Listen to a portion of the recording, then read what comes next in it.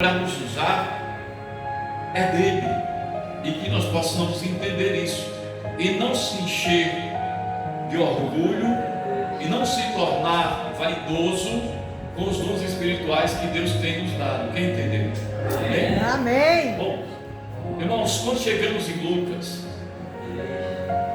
há aqui uma expressão até de uma certa, você percebe, uma certa alegria, felicidade pelo mover sobrenatural de Deus através de Cristo Jesus na vida dos seus discípulos.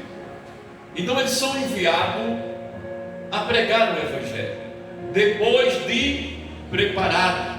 Tem muitos crentes que acham que não precisa estudar, não precisa se alimentar da palavra, ter conhecimento. Tem muitos que acham que não precisa. Agora perceba o seguinte: quando esses aqui estão preparados, Jesus primeiro mandou 12, depois mandou 70. Agora escute. Amém? Amém. Amém? Amém. Espírito Santo, oh glória. Amém? Vamos lá? Ele preparou primeiro 12, depois ele enviou 70. E quando volta, escute. E voltando os 70 com alegria, dizendo, aleluia, Lucas 10, 17. E voltando os 70 com alegria, dizendo, Senhor, pelo teu nome, até os demônios se nos sujeitaram. Você pode dizer amém? Amém. Então, quando você depende de Deus, poder e autoridade, e para isso é preciso que você tenha uma vida no altar, uma vida separada, uma vida consagrada, uma vida de testemunho. Irmãos, não fica brincando com o adversário se você não estiver pronto, cheio do poder e autoridade de Deus para ser usado. Então quando ele diz aqui, em Lucas 10, 17, ele diz: e voltaram os 70, glória, e voltando alegre, aleluia, dizendo ao Senhor, Senhor, pelo teu nome até os demônios se nos submetem. Ele está dizendo, em teu nome até os demônios nos obedecem. Aleluia, Glória a Deus. Aleluia. E a palavra do Senhor nos ensina: poderá enfrentar o valente sem antes lhe manetar, ou seja, sem antes amarrar. Então, até para você enfrentar, você tem que ter ensinamento. Não é só meter a cara e achar que está cheio de autoridade e simplesmente enfrentar o demônio.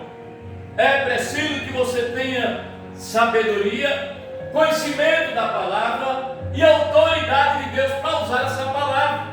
E quando eu tenho autoridade de Deus para usar essa palavra, é quando eu estou vivendo uma vida separada do mundo, uma vida de santidade. Glória a Deus. Só assim que Deus nos ouve, e Ele simplesmente nos usa com poder e autoridade, e essa palavra se cumpre em tua vida, em nossas vidas. E quando nós dizemos ao diabo, em nome do Senhor Jesus eu te ordeno, Satanás, bate em retirada, ele não pode, não deve, não ficará, irmãos. Aleluia.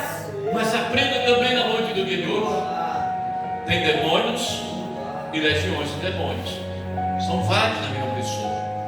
E aí o próprio Jesus diz que essa casta de demônios só se tira com jejum e oração. Jejum e oração e Glória a Deus. poder. Aleluia. Palavras. Você pode dizer amém? Amém. Aleluia, glória a Deus. Então vamos em frente. E ele diz, glória a Deus, o relato do endemoniado de Gadareno mostra a soberania absoluta de Jesus Cristo sobre o diabo e os seus demônios. O diabo e os seus demônios é Lúcifer e os seus comandados pelos anjos caídos. Então perceba, irmãos, glória a Deus, A palavra do Senhor diz que isso aqui é o maior perigo para quem não presta atenção à palavra.